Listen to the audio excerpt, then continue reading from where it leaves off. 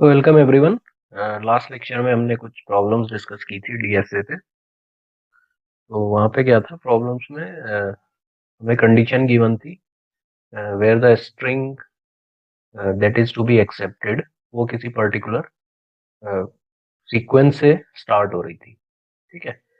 अब हम दूसरी टाइप ऑफ प्रॉब्लम डिस्कस करेंगे। तो problem given is design a DFA over the alphabet a comma b that accept all the string having substring a B.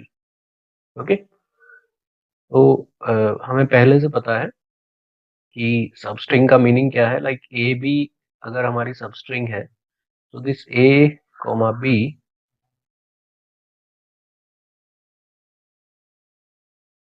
Just a moment.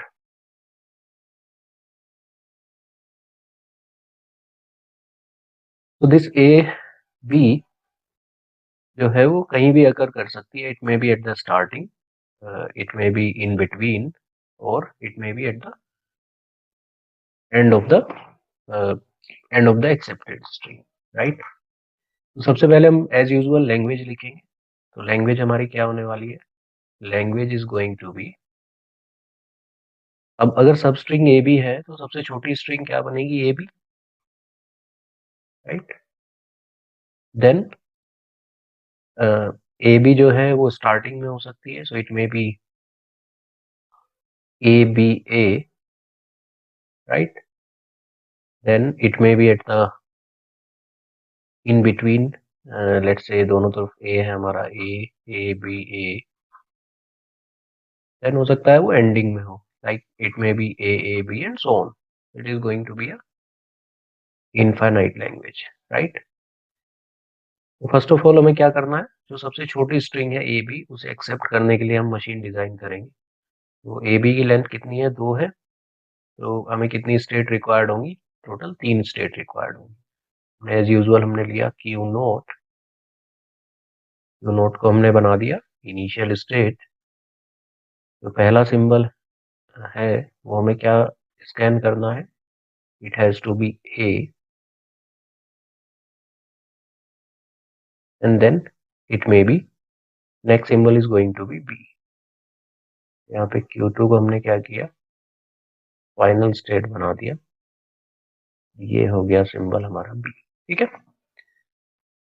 तो ये जो machine है ये ए बी एक्सेप्ट करेगी। Right. Okay. अब हमें एक चीज देखनी है कि अगर इस ए बी से पहले, राइट, अब हमें अपना जो मशीन है वो कंप्लीट करनी होती है। तो क्यू नोट पे ए के लिए ट्रांजिशन है, बी के लिए ट्रांजिशन नहीं है। अब देखो एक चीज ऑब्वियस है कि इस ए बी से पहले I can have any number of b, I may have single b, double b. Right. तो यहाँ पे मैं बी पे सेल्फ लूप दे सकता हूँ। ओके। दैट मीन्स पहला सिंबल जो है अ, वो बी में अगर एनी नंबर ऑफ टाइम्स। अब बी के बाद क्या आया? ए। राइट। अब हम Q1 को कंप्लीट करेंगे। Q1 पे P के लिए ऑलरेडी ट्रांजिशन है, अब हमें A के लिए ट्रांजिशन देखना है। ओके। अब देखो एक चीज ऑब्वियस है कि लेट्स से आपके पास आप Q1 पे हो, दैट मीन्स आपके पास A आ चुका है। और Q1 से जब हम आगे Q2 की तरफ जाएंगे तो डेफिनेटली हमारे पास B आने वाला है। अब इन बिटवीन हमारे पास कितने भी A हो, हमारे पास लेट्स से सिंगल A है या डबल A है, अल्टीमेटली हमारे पास B आएगा। दैट मीन्स जो हमारा ऑब्जेक्टिव है कि ए बी हमारी सब स्ट्रिंग एग्जिस्ट कर रही हो, वो ऑब्जेक्टिव अचीव हो जाएगा। So I may have any number of A here. Okay.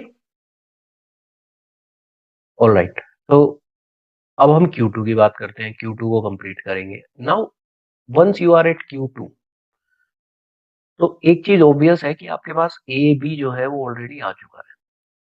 ठीक है। आपके पास ए बी जो सब स्ट्रिंग है वो ऑलरेडी आ चुकी है, तभी आप Q2 पे पहुंचे हो। अब अगर ए बी आ चुका है तो हमारा ऑब्जेक्टिव अचीव हो गया है। तो इसके बाद हमारे पास ए या बी का कोई भी कॉम्बिनेशन आए, उससे फर्क नहीं पड़ेगा। तो here I can simply write A comma b. Right. तो ये हमारी मशीन बन गई which will accept all the strings having substring a b. ठीक है। ये कंप्लीट भी हो गई है मशीन। इसी तरह की हम दूसरी प्रॉब्लम डिस्कस करते हैं। यहाँ पे हमारा अल्फाबेट क्या है, ए कोमा बी है, और ये कह रहा है which is having substring b A b. Okay, अभी हमें बी ए बी की रिक्वायरमेंट है। तो लैंग्वेज हम लिख सकते हैं लाइक द प्रीवियस प्रॉब्लम। सबसे छोटी स्ट्रिंग क्या बनेगी, it will be A b. Then b A b starting में हो सकता है, सो इट यू में है b a. It may be in between, हो सकता है दोनों तरफ ए हो, फिर बी ए बी हो, फिर यहाँ पे ए हो, something like this.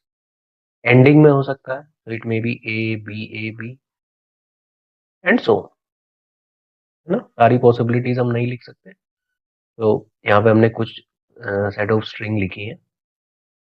Now we have b A b. सबसे छोटी स्ट्रिंग बी ए बी है, तो हमें कितनी स्टेट की रिक्वायरमेंट होगी, 4 स्टेट की।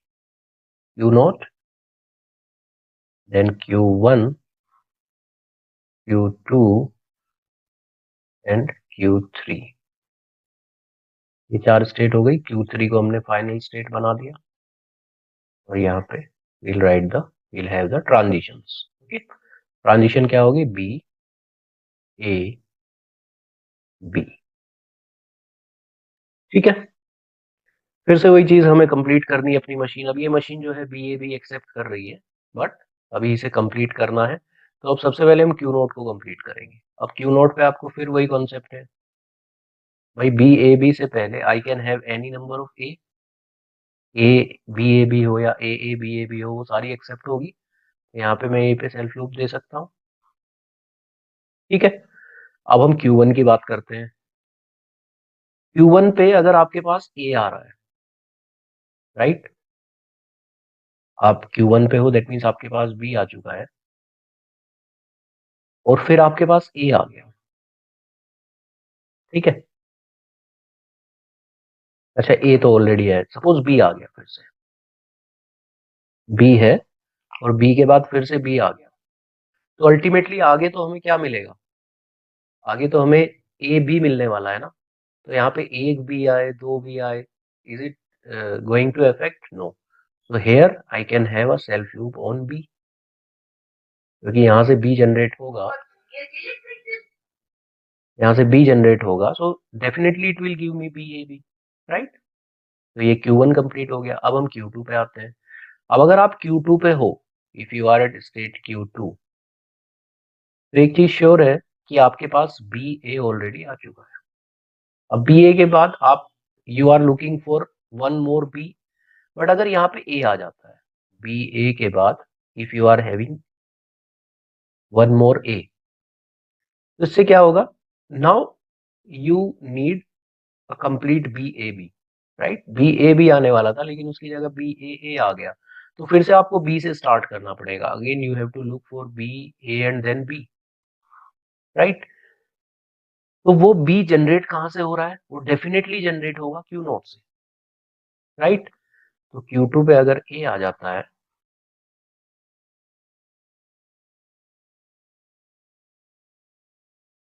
तो मुझे वापस जाना पड़ेगा, and I have to again generate b a, right. तो जब तक बी ए के बाद ए आता रहेगा, तो मुझे फिर से वापस जाना पड़ेगा क्यू नोट पे, which is actually generating b a. Okay, alright. अब हम आते हैं Q3 पे, Q3 को कंप्लीट करते हैं। अब अगर आप Q3 पे हो, राइट, अगर आप Q3 पे पहुंच गए हो, तो एक चीज ऑब्वियस है कि आपके पास बी ए बी का सीक्वेंस डेफिनेटली आया होगा, तभी आप Q3 पे पहुंचे हो। और यही मुझे चाहिए था कि मेरे जो स्ट्रिंग है उसमें एक सब स्ट्रिंग हो बी ए बी। तो अगर मेरे पास बी ए बी का सीक्वेंस ऑलरेडी आ चुका है, तो यहाँ पे कुछ भी आए, it is not going to affect my machine acceptability. तो यहाँ पे मैं सिंपली क्या कर सकता हूँ, I can give a self loop, right. तो this machine will accept all the string having substring B A B. इसी तरह की हम एक प्रॉब्लम और देखेंगे सब स्ट्रिंग वाली। तो यहाँ पे थोड़ा सा प्रॉब्लम डिफरेंट है। हियर इट इज सेइंग कि सब स्ट्रिंग ए बी और बी ए, ठीक है। तो ये दो पॉसिबिलिटीज की बात कर रहा है कि ए बी भी हो सकती है सब स्ट्रिंग, बी ए भी हो सकती है।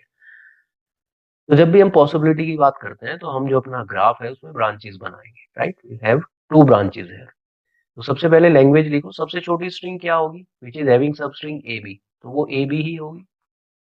सबसे छोटी स्ट्रिंग जिसमें सब स्ट्रिंग हो बी ए, तो वो बी ए होने वाली है। अब ये ए बी कहीं भी हो सकता है, it may be A B, it may be A B A, similarly B A भी स्टार्टिंग में हो सकता है, लेट्स से बी ए, या एंडिंग में हो सकता है, so it may be A B a and so. फिर से हम सारी स्ट्रिंग नहीं लिख पाएंगे। अब हमें क्या करना है, सबसे पहले हमने एक्सेप्ट कराया, हमने ली इनिशियल स्टेट ली क्यू नोट, पहला सिंबल अगर ए है, पहला सिंबल है ए और उसके बाद दूसरा सिंबल है बी,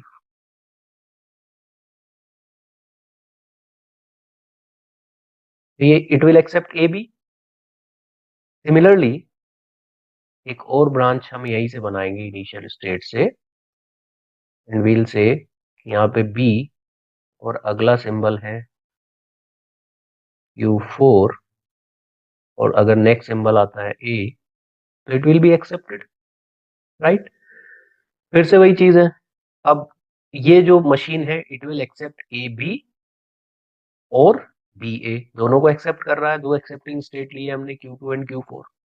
अब हम बात करेंगे कंप्लीट मशीन को कंप्लीट करने की। अब हम Q1 स्टेट को कंप्लीट करते हैं। अब अगर आप Q1 स्टेट पे हो तो आपके पास सिंबल ए क्या आ चुका है, ए।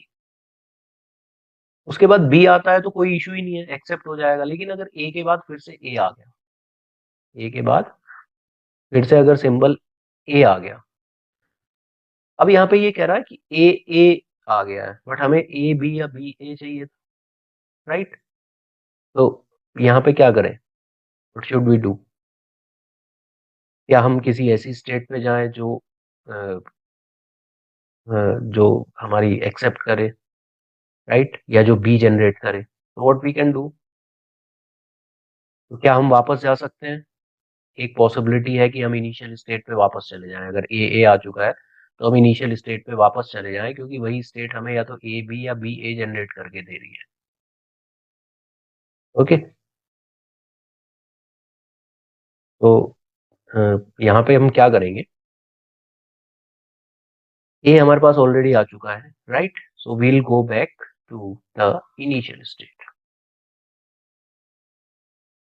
क्योंकि हमें क्या चाहिए था, हमें चाहिए था ए बी या बी ए, लेकिन यहाँ पे हमारे पास क्या आया, ए आया है, which is actually not fulfilling our condition, right.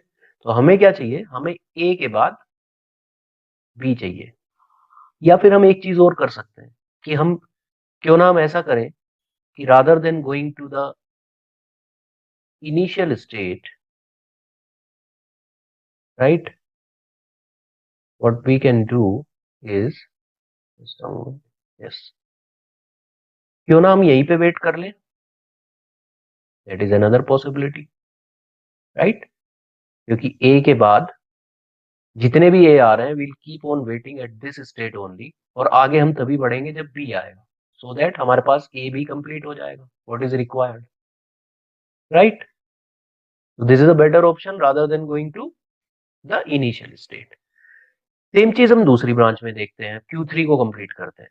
Q3 पे हम है, दैट मीन्स हमारे पास बी आ चुका है। अब बी के बाद हमें ए आता है तो कोई इशू नहीं है, लेकिन अगर बी के बाद लेट्स से फिर से बी आ गया, b is actually not required, right. हमें क्या चाहिए था, बी ए।